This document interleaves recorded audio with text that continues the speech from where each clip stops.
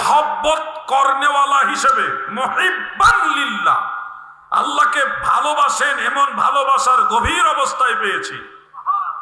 ফাহাদা I ফাহাদাহুমুল্লাহু বিকা, এই দুনিয়ার মানুষদেরকে আল্লাহ আপনার মাধ্যমে হেদায়েত করছে। এটা হলো তাফসীরে কুরতুবীর মধ্যে আছে, অন্যান্য তাফসীরের মধ্যে আছে। বাইরে এমন শিক্ষিত হইও না, এমন জ্ঞানী হইও না, যার হাদিস পড়ে জ্ঞানী হয়েছ তাকেই তুমি বানিয়ে দাও নিরক্ষর, তাকেই তুমি বানিয়ে দাও পথভ্রষ্ট।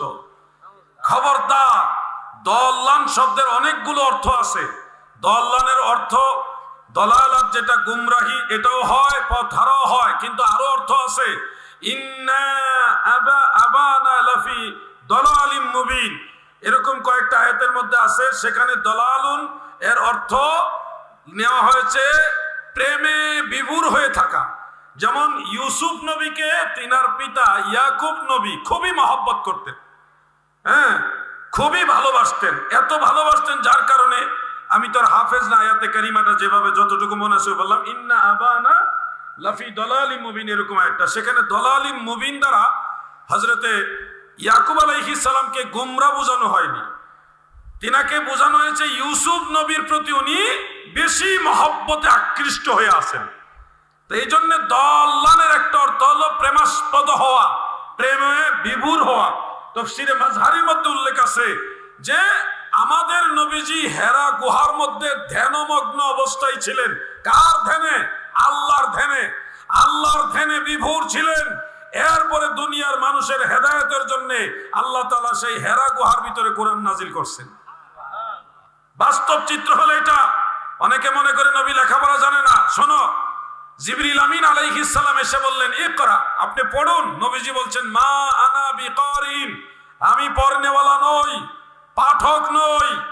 অর্থাৎ ইন্নামা বুইস্তু মুআল্লিমান, আমি পড়ার জন্য দুনিয়াতে আসিনি, আমি জগতের শিক্ষক হিসেবে এসেছি। দুনিয়ার মানুষকে পড়াইবার জন্য, শিখাইবার জন্য আসছি। সুবহানাল্লাহ। এই জন্য আল্লাহ তাআলা কোরআনে বলেছেন ইউআল্লিমুহুমুল কিতাবা ওয়াল হিকমা, আপনি তাদেরকে কিতাব শিখাইবেন, হিকমত শিখাইবেন। আপনি শিখার জন্য দুনিয়াতে যান নাই, শিখাইবার জন্য গেছেন। এই জন্য আমার অনেক ভাইরা বলে নবীজি পড়তে জানেন না। খবরদার, নবীজি পড়তে জানেন না নয়, নবীজি পড়ার জন্য দুনিয়াতে আসেননি। অর্থ যেটা এসছে মা আনা বিকারিন, আমি কারি নই। কারি মানে পড়নেওয়ালা, পাঠক। আমি পড়ার জন্য আসিনি, পড়বে তো সে যার একজনের লেখা। এই যেমন উনি, এটা কেউ একজন লেখা দিছে, এটা আমি পড়তেছি। আরেকজনের লেখা, সেটা দলিল হিসেবে নিয়ে নিয়ে তারপরে এটা আরেকজনকে পড়ে শোনাবে। এটা হলো পাঠকের কাজ। আমার নবী নিজেই দলিল। নবীজি দুনিয়ার কারো কথা পড়ে দুনিয়াতে দলিল দিতে হবে না। আল্লাহর নবী নিজেই দলিল। নবী যা বলে তা দলিল, নবী যা করে তাও দলিল, নবী যা সমর্থন করে তাও দলিল। ঠিক কিনা বলে? নবীর সম্মান বুঝতে হবে, নবীর ইজ্জত বুঝতে হবে। জোসের ঠেলা এত বড় মুফাসসির হয়েছেন, জোসের ঠেলাকে নবীজি পথভ্রষ্ট ছিল। খবরদার, আল আম্বিয়াউ মাসুমুন, সমস্ত নবীরা নিষ্পাপ। পথভ্রষ্ট মানে কি? গুমরা হয়ে গেছে, পাপের দিকে চলে গেছে, ভুল পথে চলে গেছে। ভুল পথে গেলে কি সওয়াব হয়? এই জন্য বলছি নবীদের ব্যাপারে এই ধরনের ধারণা রাখা যাবে না, কোন নবীর ব্যাপারে না। সব নবীরাই আল্লাহ তাআলার ওহী কর্তৃক কন্ট্রোল। নবীরা গুনাহ করেছেন এই আকীদা রাখা যাবে না। নবীদের কোনো গুনাহ নাই, নবীদের ভুল আছে এটাও বলা যাবে না। বলবেন আদম আলাইহিস সালাম কি গন্ধম খেয়ে ভুল করছে না? জি না, এটা ভুল বলা যাবে না, এটা খেলাফে আওলা। কারণ হযরত আদম আলাইহিস সালামকে আল্লাহ তাআলা সৃষ্টি করেছেন জমিনে পাঠানোর জন্য, জান্নাতে রেখে দেওয়ার জন্য নয়। ইন্নী জাইলুন ফিল আরদে খলিফা, ফিল আরদে খলিফা, জমিনের জন্য ওনাকে খলিফা বানানো হয়েছে। এই জমিনে পাঠানোর একটা প্রক্রিয়া হলো গন্ধম গাছ।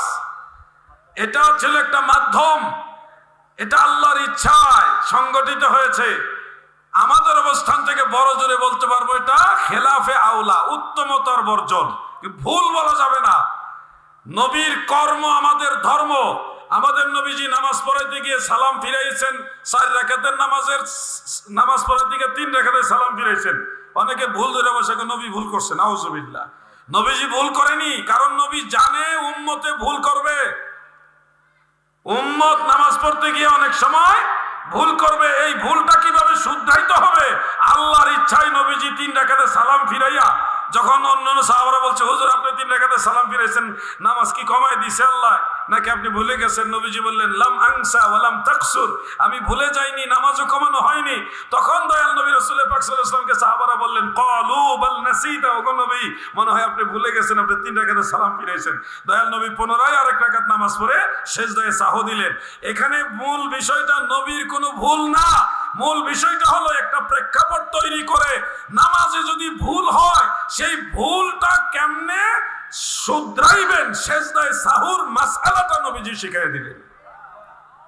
তুমি যদি আদর্শবান উম্মত হও তাহলে নবীর দোষ খুঁজবা না, তুমি এখান থেকে শিক্ষা নিবা। আল্লাহ আমাদের ভাইদের বোঝার তৌফিক দেন, আমিন বলেন। আপনার কষ্ট হইতেছে নাকি? আল্লাহর নবী কি নিঃস্ব ছিলেন?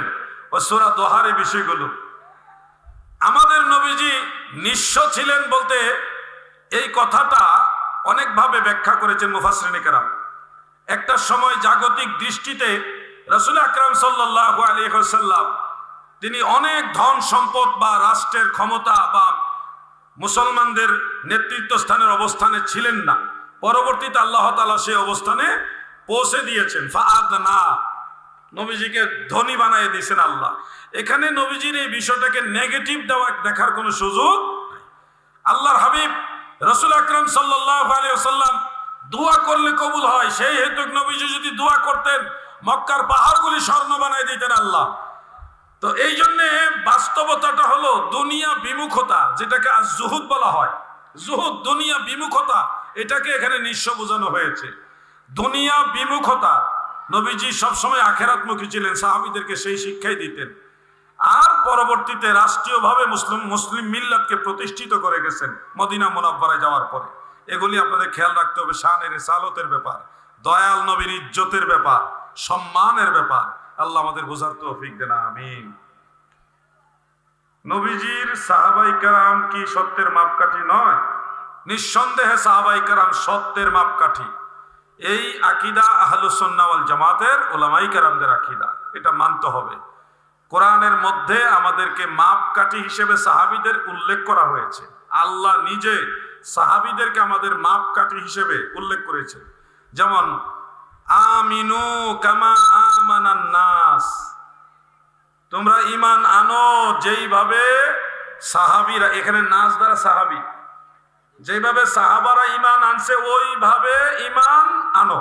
তাহলে মাপকাঠিটা দিল সাহাবায়ে কেরামের সাথে, মাপকাঠি দিল কাদেরকে? সাহাবায়ে কেরামকে। অতএব কোরআন অনুযায়ী প্রিয় নবীজির সাহাবীদেরকে সত্যের মাপকাঠি মানতে হবে, শুধু আমলের ক্ষেত্রে না, ঈমানের ক্ষেত্রেও। আপনি সঠিক ঈমানদার কিভাবে হবেন এই মাপকাঠিটা সাহাবীদের কাছ থেকে শিখে নেবেন, সাহাবায়ে কেরাম কিভাবে এটা মানছেন, তাহলে আপনি সঠিক রাস্তা পেয়ে যাবেন। আল্লাহ আমাদের বোঝার তৌফিক দেন, আমিন বলেন। স্পিকার ব্যবহার করে নামাজ পড়ানোর বিধান কি? লাউড স্পিকার ব্যবহার করে নামাজ পড়ানো সম্পর্কে ফিকহার মাসালা মোতাবেক এটা মুবাহ।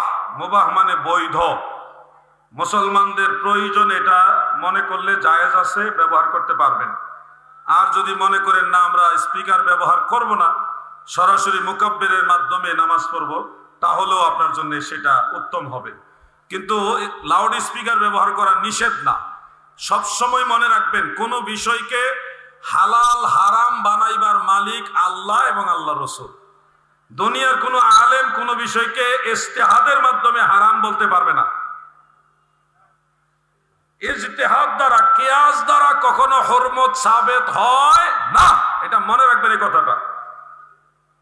হারাম সাবেত হয় দলিলে কাতঈ দ্বারা, অকাট্য দলিল দ্বারা, অনেক ক্ষেত্রে খবরে ওয়াহিদ দ্বারাও হয়।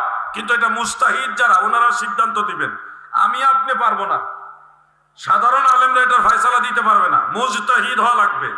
উনি যদি খবরে ওয়াহিদ সামনে রেখে অন্যান্য দলিলকে আনুষঙ্গিক বিষয় রেখে উনি যদি রায় দেয়, তাহলে এক্ষেত্রে খবরে ওয়াহিদ কেন্দ্রিক আপনি একটা বিষয়কে হারাম মেনে নিতে হবে উনি রায় দিলে। যেই রায়টা একজন জজ সাহেব দিতে পারবে, এটা কি ভ্যান চালকে দিতে পারবে? খবরদার, বুঝে শুনে সামনে এগোতে হবে। লাউড স্পিকার হারাম যারা বলেন, আপনারা এই উসুলটা ভুলে গেছেন যে মা আহাল্লাল্লাহু ফাহুয়া হালালুন ওয়া মা হাররামাহু ফাহুয়া হারামুন। আল্লাহ যা হালাল করে তাই হালাল, আল্লাহ যা হারাম করে তাই হারাম। অনুরূপভাবে রাসূল পাক সাল্লাল্লাহু আলাইহি সাল্লামকে আল্লাহ তাআলা সেই অথরিটি দিয়েছে, নবীজি যা চাইবেন সেটা হালাল, নবীজি যেটা চাইবেন না সেটা হারাম। ইয়া আইয়ুহাল্লাযীনা আমানু আতিউল্লাহ ওয়া আতিউর রাসূল, হে ঈমানদারেরা তোমরা আল্লাহর আনুগত্য করো, আমার রাসূলের আনুগত্য করো। অতএব হালাল এবং হারাম বানাইবার মালিক আল্লাহ এবং আল্লাহর রাসূল। কোন আলেমের ইজতিহাদ দ্বারা, গবেষণা বা কিয়াস দ্বারা কখনো হারাম সাব্যস্ত হবে না। আর একটা নতুন জিনিস, যেমন মাইক বাদ দিলাম, মাইকটা বাদ দিলাম, আপনাদের মোবাইল আছে কিনা হাতে হাতে? ঘুমাই রয়েছেন না? অথবা আরো সহজ করে দেয়, টর্চ লাইট ব্যবহার করেন না আপনারা? টর্চ লাইট ব্যবহার করা যাবে কিনা, যে জিনিসটা এইভাবে আগের যুগে ছিল না, এটা জায়েজ হবে কোন দলিলের ভিত্তিতে? ওইটার দলিল হলো ওয়ামা সাকাতা আনহু ফাআফুন, যেটার ব্যাপার আল্লাহ রাসূল হালালও বলে নাই হারামও বলে নাই, সেটা ক্ষমার্থ আপনি এটা ব্যবহার করতে পারবেন, এটা অনুমতিপ্রাপ্ত। আল হালালু বাইয়িন ওয়াল হারামু বাইয়িন, হালালও সুস্পষ্ট হারামও সুস্পষ্ট। যেটা আল্লাহ হালালও বলে নাই হারামও বলে নাই, নবীজিও হালাল বলে নাই হারাম বলে নাই, সুকুত অবলম্বন করছেন, নীরবতা, এই জিনিসটা ইসলামী শরীয়তে এটা মুবাহ। এটা কি? আল আসলু ফিল আশিয়াইল ইবাহাত, একটা উসুল আছে কিন্তু, আল আসবাহ ওয়ান নাজায়ের মধ্যে আছে, কাওয়াইদুল ফিকহের মধ্যে আছে। আল্লামা মুফতি আমিমুল ইহসান মুজাদ্দিদি রাহমাতুল্লাহ আলাইহির লেখা কিতাবে, যে আল আসলু ফিল আশিয়াইল ইবাহাত, প্রত্যেকটা জিনিসের মূল হলো বৈধতা। হুয়াল্লাযী খালাকা লাকুম মা ফিল আরদে জামিআ, জমিনে যা কিছু আছে সবই আল্লাহ মানুষের প্রয়োজনে সৃষ্টি করেছেন। অতএব সব কিছুই আমাদের জন্য বৈধ, যেগুলি আল্লাহ নিষেধ না করছেন। আল্লাহ এবং আল্লাহ রাসূল যদি নিষেধ করে থাকে তাহলে এটা করা যাবে না, আর যেটা আল্লাহ রাসূল নিষেধ করে নাই, মানুষের কল্যাণে প্রয়োজনে ব্যবহার করার প্রয়োজন হয়েছে, তখন এটা আপনি করতে পারবেন। এই হলো মূল নীতি। লাউড স্পিকারের ব্যাপারে ইসলামী শরীয়তে কোথাও নিষেধ নাই, আদেশও নাই, এই জন্যে উসুল মোতাবেক এটা মুবাহ, বৈধ, জায়েজ আছে। আপনার প্রয়োজন মনে করলে ব্যবহার করতে পারবেন। তবে লাউড স্পিকার ব্যবহার করতে গিয়ে মোকাব্বের প্রথাটা ছেড়ে দিবেন না, অন্তত একজন হইল মোকাব্বের হবেন। মোকাব্বের মানে কি? ইমাম সাহেবের সাথে সাথে সাথে বলা, ইমাম সাহেব আল্লাহু আকবার, পিছনে একজন বুলন্দ আওয়াজে বলবে আল্লাহু আকবার। আজকে এশারের নামাজে কিন্তু মুকাব্বির ছিল, কি কথা কোন না, এশারের নামাজে মুকাব্বির ছিল আজকে এখানে। দেখেন সুন্নতের আমল কিন্তু পীর ফাতেহাবাদ দরবার শরীফে আছে, এই দরবারে কিন্তু সুন্নতের আমল আছে। মারহাবা বলেন। এই মুকাব্বির হওয়াটা হলো সুন্নত, বড় জামাতের ক্ষেত্রে আরো জরুরি হয়। এই মুকাব্বির ঠিক রেখে আপনারা যদি লাউড স্পিকার ব্যবহার করতে চান, তাহলে শরীয়তের উসুল মোতাবেক এটা জায়েজ আছে। আমাদের দেশে কিছু অবুঝ লোক আছে, এরা অমুক হুজুরে লেখছে এটা হারাম। আরে অমুক হুজুরের কোন ক্ষমতাই নাই হারাম বানাইবা। পৃথিবীর কোন মুজতাহিদের কিয়াস দ্বারা হারাম সাব্যস্ত হবে না। মাকরু মুতলাকান মাকরু সাব্যস্ত করতে হলেও সেখানে দলিলে সরিহ লাগে, দলিলে সরিহ, প্রকাশ্য দলিল লাগবে, যে জিনিসটা আল্লাহ এবং আল্লাহ রাসূল অপছন্দ করছে, সাহাবায়ে কেরাম অপছন্দ করছে, এরকম স্পষ্ট দলিল লাগবে, তখন এটা আপনি বলতে পারবেন মাকরুহে তাহরিমা। আর যদি দেখেন না উলামায়ে কেরাম এটা ইসলামের অন্যান্য বিষয়ের সাথে লজিক্যাল বলতে সেটা করা উচিত নয়, সেটা মাকরুহে তাহরিমা হবে না, এটা মাকরুহে তানজিহি হবে। উসুল বুঝতে হবে, বাহরুর রায়কের মধ্যে এবং ফতোয়ে শামির মধ্যে উসুলগুলো আছে। আশা করি লাউড স্পিকারের বিষয়টা আপনাদের বুঝে আসছে, ক্লিয়ার হয়েছে।